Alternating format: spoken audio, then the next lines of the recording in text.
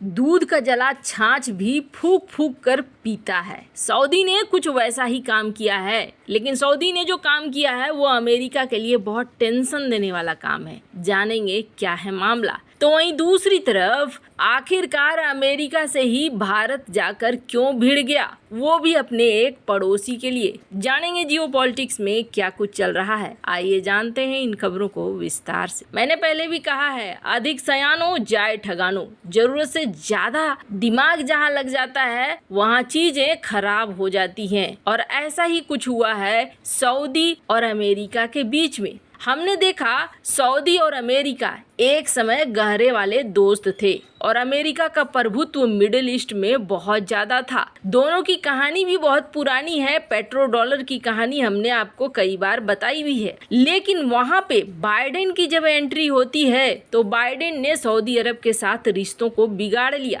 सबसे पहले तो उन्हें यूएई से झटका मिला, और यूएई ने F-35 को लेने से मना कर दिया। अमेरिका चाहता था यूएई के ऊपर दबाव बनाना, लेकिन यूएई ने जो पहले से डील हुई थी उस डील को ही कैंसिल कर दिया। आपको बता दें, यूएई का एकदम सगे वाला समझ लीजिए। वैसे तो आजकल दुश्मनी है दोनों के बीच में, लेकिन वही काम सऊदी अरब करता है जो यूएई करता है, और यूएई वही काम करता है जो सऊदी अरब करता है। मतलब दोनों एक दूसरे की कॉपी जरूर करते हैं। दोनों कहिए तो दुश्मन भी हैं और दोस्त भी है। अमेरिका एक के बाद एक गलती करता चला गया। पहले तो अमेरिका ने यमन युद्ध से इनकार कर दिया और साथ देने से मना कर दिया। अब हुआ क्या था आपको बता दें, अमेरिका ने पहले सऊदी अरब को आगे कर दिया था, और आगे करके उसे युद्ध में भिड़ा दिया। और जब ये युद्ध पे भिड़ा दिया तो उसके बाद बाइडेन जब कुर्सी पर बैठे तो बाइडेन ने सऊदी अरब से अपना समर्थन ही वापस ले लिया। यमन युद्ध में सऊदी अरब अकेला पड़ गया। यमन के हुती विद्रोहियों के खिलाफ एक गठबंधन बनाया गया था। क्यों? क्योंकि हुती विद्रोहियों को सपोर्ट था ईरान का, और अमेरिका ने सऊदी अरब को कहा कि हम तुम्हारे साथ हैं, चलो उन पर हमला करो। सऊदी अरब ने उन पर हमला करना शुरू कर दिया, और हमले के बाद हुती विद्रोहियों ने क्या किया, सीधे सीधे निशाना लगाना शुरू कर दिया। किसे? खास तौर पर वो सऊदी अरब के जो पेट्रोल के और जो क्रूड ऑयल के रिजर्व थे, और बहुत सारी मशीनरी थी जहाँ पे ये क्रूड ऑयल को रिफाइन करते थे, उन सारी जगहों को, मतलब सीधे कहेंगे तो उनके उन जगहों पर इन्होंने मारना शुरू कर दिया जहाँ से पैसे आते हैं सऊदी अरब को। सऊदी अरब को हानि ज्यादा होने लगी। अमेरिका ने उस वक्त सऊदी अरब को कहा, हम है ना, टेंशन क्यों लेते हो, और इन्होंने वहां पर तैनात कर दिए डिफेंस सिस्टम, बहुत सारी चीजें। सऊदी अरब को तब तक ठीक लगा, लेकिन जैसे ही बाइडेन सत्ता में आए, बाइडेन ने यमन युद्ध से हाथ खींच लिया, और न सिर्फ यमन युद्ध से हाथ खींच लिया।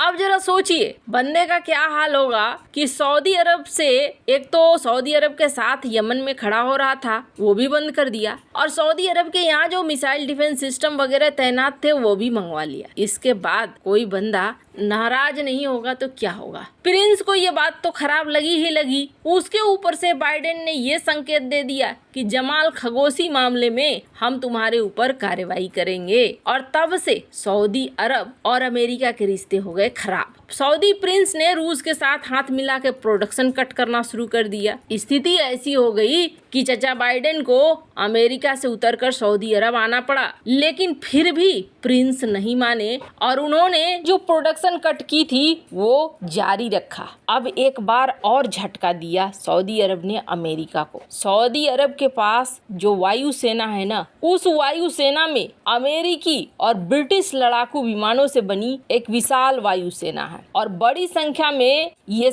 वायुसेना का जो भी जेट होता था या इक्विपमेंट्स होता था, ये खरीदते थे अमेरिका से लिए। पर इस बार इन्होंने संकेत दिया है, और ये संकेत भारत के लिए भी अच्छा नहीं है। क्यों नहीं है बताएंगे आपको, पर पहले जान लीजिए क्या संकेत दिया है। इन्होंने संकेत दिया है कि सऊदी अरब एक नहीं, दो नहीं, बल्कि 100 से 200 दसॉल्ट राफेल फाइटर जेट खरीदेगा, और ये खरीदेगा किससे? फ्रांस से। राफेल विमानों को खरीदेगा।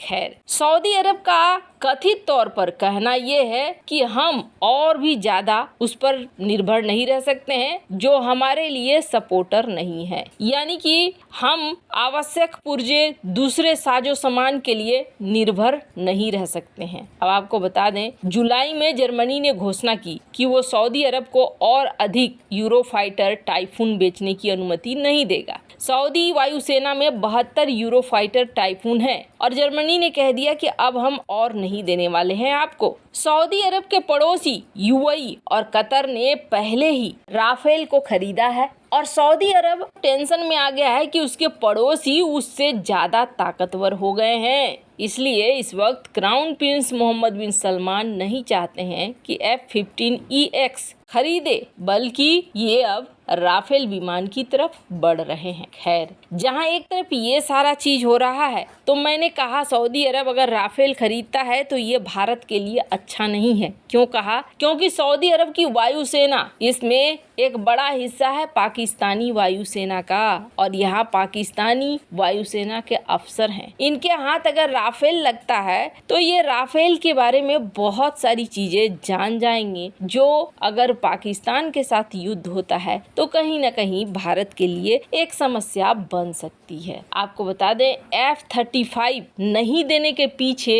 अमेरिका का कारण ये था कि अमेरिका को शक हो गया था यूएई के यहाँ चीन का कोई एयरबेस बन रहा है और इसी वजह से यूएई के साथ ये डील कैंसिल हुई थी। अब सऊदी अरब राफेल विमानों को खरीदता है, संख्या तो बहुत बड़ी है, इसलिए फ्रांस खुशी खुशी तैयार हो जाएगा, लेकिन भारत के लिए एक टेंशन जरूर हो जाएगा। खैर, जहां एक तरफ ये सब कुछ हो रहा है तो वहीं दूसरी तरफ भारत इस बार सीधे जाकर अमेरिका से भिड़ गया है। क्यों? क्योंकि अमेरिका भारत के पड़ोस में कुछ ऐसा कर रहा है जो भारत को पसंद नहीं आ रहा है।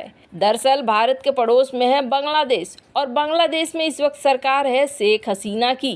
शेख हसीना सरकार भारत की सपोर्टर रही है और खालिदा जिया सरकार पाकिस्तान की सपोर्टर रही है। हाल फिलहाल में कई चीजें अमेरिका की बांग्लादेश के प्रति ऐसी रही है जिसे लगता है कि भारत के पड़ोसी को अशांत करने के चक्कर में है अमेरिका। ऐसा माना जा रहा है कि खालिदा जिया को कहीं न कहीं अमेरिका के द्वारा सपोर्ट दिया जा रहा है। वैसे तो एक बड़ा ही साधारण एग्जाम्पल देखिए, अमेरिका को क्या पड़ी है बांग्लादेश के चुनाव में क्या हो रहा है और क्या नहीं हो रहा है। अमेरिका एक नियम बनाता है और कहता है उन्हें हम वीजा देने में परेशानी करेंगे, उनके ऊपर कुछ न कुछ प्रतिबंध लगा देंगे जो लोग पाए गए कि निष्पक्ष चुनाव में मदद नहीं करते हैं। ये नियम खास तौर पर बांग्लादेश के चुनाव के लिए अमेरिका लगाता है। अमेरिका और रूस दोनों के लिए आजकल बांग्लादेश एक अखाड़ा बन गया है। कहा जा रहा है कि बांग्लादेश ने इस बात को भारत को कहा और कुछ मीडिया हाउस ये कह रहे हैं कि भारत ने अमेरिका को इस बात के लिए कहा और कहा